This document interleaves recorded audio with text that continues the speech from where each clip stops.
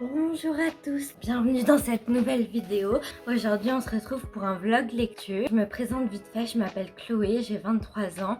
Mes passions dans la vie c'est les plantes, les livres, la sorcellerie, l'ésotérisme, la skincare et le make-up. Donc voilà, lors du précédent vlog lecture, j'étais en train de lire non c'est bon, les deux marque-pages sont mis. J'étais en train de lire de la série Les Rougon-Macquart, La fortune des Rougon, donc qui sont divisés en deux livres mais c'est bien un seul et même tome. Donc voilà, j'ai tous les mêmes Rougon-Macquart de la même collection. Alors, j'en étais qu'au premier livre et maintenant j'ai lu les deux. Ce que je peux vous dire, c'est que donc on suit les Rougon et les Macquart, donc Pierre Rougon et Antoine Macquart qui descendent d'Adélaïde, ainsi que leur autre fille qui s'appelle Ursule ou quelque chose comme ça, qui va avoir un fils qui s'appelle Silver. Et donc au début on suit Silver. Donc Silver qui descend des Macquart et on suit Silver et Miette. Donc on comprend qu'il y a une idylle qui est un petit peu en train de se passer pour les deux. Et donc on les suit un petit peu dans leur avancement dans ce qui se passe pour eux. Et on comprend qu'ils sont pour la République. Et ensuite on suit Pierre Rougon ainsi que sa femme Félicité. Vont avoir 3 enfants et qui sont pour Bonaparte. Donc là c'est la guerre un petit peu des clans. Qui est-ce qui va l'avoir sur l'autre, etc. Alors par contre je dois vous avouer que j'ai bien aimé, franchement j'ai bien aimé, j'ai hâte de me replonger dans les Rougon-Macquart. Mais d'un autre côté il y a un passage sur la virginité qui m'a un peu déstabilisée. J'ai pas trop aimé ce passage, j'ai pas trop compris pourquoi c'était fait comme ça. Ouais, je sais pas, j'ai pas... Enfin bon bref, sinon à part ça j'ai beaucoup aimé. Et donc je lis en même temps L'idiot de Dostoïevski. J'en suis à peu près bientôt à la moitié, il me reste quand même ça pour que je sois à la moitié à peu près. Donc L'idiot de Dostoïevski, je l'avais commencé il y a perpète et puis je l'ai commencé en fait en audio et j'avais complètement laissé tomber parce que j'ai eu une panne de lecture. Même si c'est en audio, ça change rien. Et puis le moment que j'ai voulu reprendre, j'en étais à peu près à la moitié. Mais le truc c'est que je me souvenais plus des personnages. Parce qu'il faut savoir que les Russes, il y a 3 noms dans leur, dans leur prénom, dans leur nom. Du coup c'était un petit peu difficile pour moi de me remettre dans le bain, donc j'ai recommencé depuis le début. Et honnêtement ça se passe très bien, lecture, je trouve très fluide en audio. Celui qui fait la voix de l'audio, il est top. Le doubleur si on peut dire comme ça, il est top. Et puis en fait on suit cet idiot qui finalement est pris pour un idiot et en fait il rentre de Suisse où il était là-bas pour guérir de sa maladie. Donc voilà, on comprend qu'il a des crises, etc. Et il rentre en Russie. Il a pratiquement pas vécu en Russie, il sait pas du tout comment ça se passe, etc. Il est habillé plus du tout à la mode. Enfin bref, il est complètement pas dans le même esprit, on va dire, que ceux qu'il va rencontrer au début. Donc il va rencontrer Elbedef ainsi que Rogojine. Et donc il lui parle de cette femme, Nastasie Filipovna. Et donc l'histoire prend place au départ avec ce portrait de Nastasie Filipovna qui va être donné de main en main. Et voilà, c'est... Franchement j'aime beaucoup, mais je peux pas trop vous dire sans vous spoiler. Enfin voilà. Et là peut-être que je vais changer d'avis dès demain parce que j'ai envie de me replonger dans les Rougon-Macquart. Je voulais lire La Curée, qui est le tome suivant. Pareil, c'est 2 livres, donc La Curée, j'aurais bien aimé le lire. Mais il y a une youtubeuse qui avait parlé de Les raisons de la colère de Joan Steinbeck. Et donc, ce qu'elle m'a dit là-dessus, ça m'a vachement donné envie de le lire.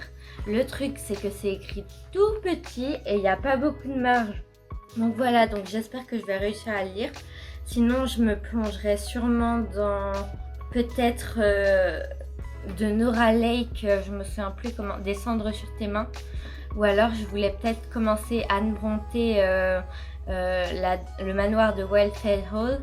Mais le truc, c'est que je me dis que ça va être encore un gros pavé. J'ai déjà l'idiot comme gros pavé. Oui, le dos est complètement déchiqueté parce que ma chienne est une folle. Faut pas que je laisse mes livres n'importe où, sinon elle arrive à les choper. Elle aime bien les livres elle aussi. Quelle mère, quelle fille. Non, mais plus sérieusement, ou telle sœur, devrais-je dire. Les raisons de la colère, c'est pendant la Grande Dépression aux États-Unis, il me semble. On suit une famille qui va être finalement victime de cette Grande Dépression. Ils vont avoir des problèmes avec leur terre, etc. Et apparemment, on va les suivre.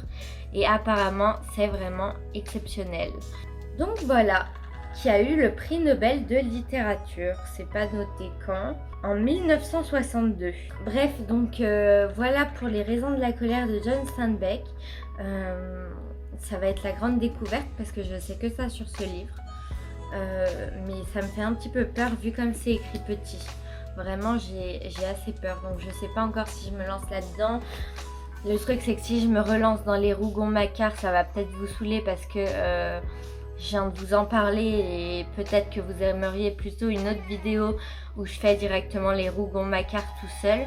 Vous me direz ce que vous voulez en commentaire. D'ailleurs, n'hésitez pas à vous abonner, à lâcher un like et à commenter. Ça coûte 0 € et ça fait toujours plaisir. Et puis comme ça, je peux savoir vos attentes, un peu ce que vous attendez sur la chaîne, etc. Ce qui vous dit le plus quand je vous parle de toutes les activités auxquelles je trouve. Donc voilà. Et ben écoutez, on se dit à très bientôt pour la suite. Et donc je ne sais pas si ce sera avec ce bouquin ou pas, parce que je suis un petit peu... je dis des choses, mais niveau livre, en fait, des fois je me dis je vais me lancer dans celui-là, je lis 3 pages, puis après je fonce derrière un autre livre. Donc bon, on verra bien. Allez, à plus tard. Hey. Donc j'ai un petit peu commencé les raisons de la colère de Steinbeck. J'en suis à là. Et j'avais... Ah mince, mon marque-page vient de tomber. Et j'avais comme but d'aller jusqu'ici. Donc j'ai en fait là, il y a là où j'en suis et là où je compte aller. Je devais le lire aujourd'hui un petit peu, mais j'avais pas le courage parce que c'est quand même des gros paragraphes écrits tout petits et du coup ça me décourage un petit peu. Mais comme c'est le livre préféré de Margarito qu'elle a lu en 2022, bah, j'ai envie quand même de découvrir ce que ce livre a à m'offrir en fait. Et donc bah, j'espère que je vais aimer, j'espère que je vais réussir à avoir le courage de continuer parce que vraiment vu comme elle le décrit, ça a l'air incroyable. Donc bon, on verra bien. Je pense que j'essaierai de le continuer après-demain parce que demain après-midi j'ai un rendez-vous et je sais que je vais être angoissée jusqu'à ce que j'y aille. C'est demain dans la fin d'après-midi, donc je sais que j'arriverai sûrement pas à le lire demain. Et sinon, j'ai décidé de lire aujourd'hui Rhinocéros de Ionesco. Alors, j'étais en train de regarder une vidéo d'Émile Roy où il nous parle d'un des livres de Ionesco. Et moi, c'est vrai que de Ionesco, je connais que Rhinocéros, que j'ai jamais lu, mais qui était un des livres préférés d'une de mes collègues de classe en première et terminale L. Donc voilà, je me souviens plus ce que ça raconte, je me souviens plus du pitch. Et en gros, le livre fait à peu près ça. Ça, c'est tous les petites informations qu'il y a sur le livre et sur Ionesco. C'est le dossier, quoi. Du coup, j'ai que ça à lire. Donc voilà, je pense que ça se fait tranquillement en cette fin d'après-midi. Et donc, eh bien voilà. C'est parti pour lire Ionesco, Rhinocéros. À plus tard!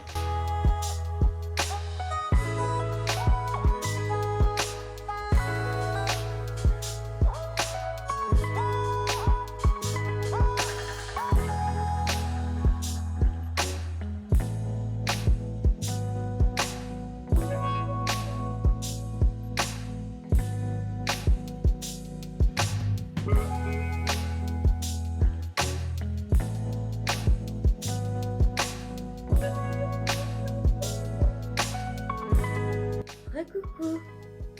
Alors, j'ai fini Rhinocéros de Ionesco. Du coup, je ne l'ai pas lu l'autre soir, je viens de le finir ce matin, j'ai lu pendant 1h30.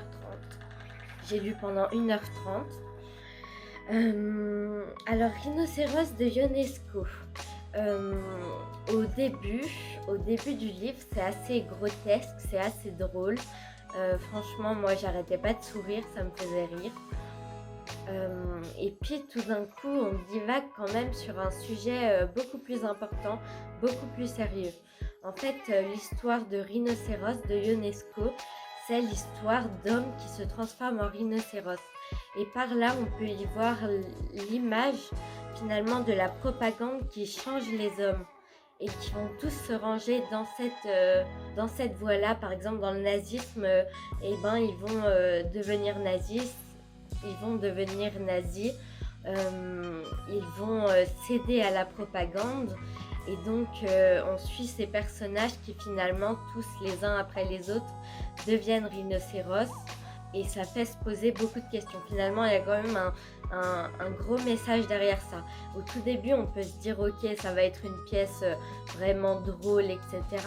Et vite, on divague vers quelque chose où on veut savoir la suite et où on se dit, oui, ok, ça dénonce quand même de sacrées choses, quoi.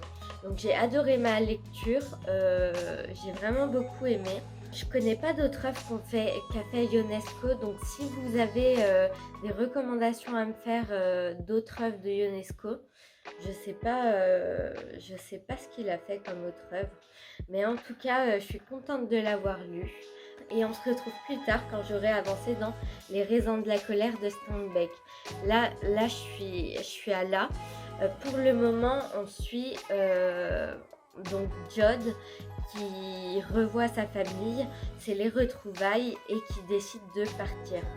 Donc voilà, après ça va être la quête, après je pourrais pas vous dire exactement de quoi ça parle, sinon je vais vous spoiler. Mais en tout cas, je vous donnerai mes impressions au cours de la lecture. Donc voilà, à plus tard. J'ai fini 2 pièces de théâtre. Alors j'ai commencé par Antigone de Sophocle. Alors, je sais pas trop quoi dire sur cette pièce. Puis Antigone, ses 2 frères sont décédés. Il y a un qui a pu avoir... je suis désolée, vous devez entendre le vent, j'espère que c'est pas trop dérangeant. Donc ces 2 frères sont décédés pour prendre le pouvoir sur le royaume. Et un des frères a le droit d'être enterré, l'autre frère n'a pas le droit d'être enterré, et quiconque voudra l'enterrer, le mettre sous terre, sera châtié à mort. Et donc on suit Antigone qui va vouloir recouvrir son frère de terre, et donc on suit cette tragédie finalement, où on va voir... je veux pas vous spoiler, mais c'est quand même un livre très connu. Mais voilà, c'est une tragédie et j'ai passé un bon moment, même si je préfère largement Antigone de Jean Anouilh. J'ai adoré Antigone de Jean Anouilh, vraiment. C'est un de mes livres coup de cœur, je pense. Donc là, j'ai bien aimé, mais c'était pas non plus au point de Jean Anouilh, quoi. Et ensuite, j'ai lu Le songe d'une nuit d'été. Donc ici, j'ai lu de Shakespeare Le songe d'une nuit d'été. Franchement, j'étais étonnée parce que j'avais étudié un petit peu du Shakespeare quand j'étais en littérature étrangère de langue étrangère au lycée. Et c'est vrai que l'anglais était un petit peu difficile à comprendre. Et donc là, j'ai une édition où cette page-là est écrite en anglais, la page de gauche est écrite en anglais et la page de droite est écrite en français. Donc ça permet de faire le contraste avec les deux. Et moi, j'ai lu principalement que en français. Je la relirai, je pense, en anglais parce que je voulais pas à chaque fois faire l'un et l'autre. Du coup, je pense que là, je l'ai lu en français et je vais le relire en anglais. Mais franchement, on passe un super bon moment. C'est drôle.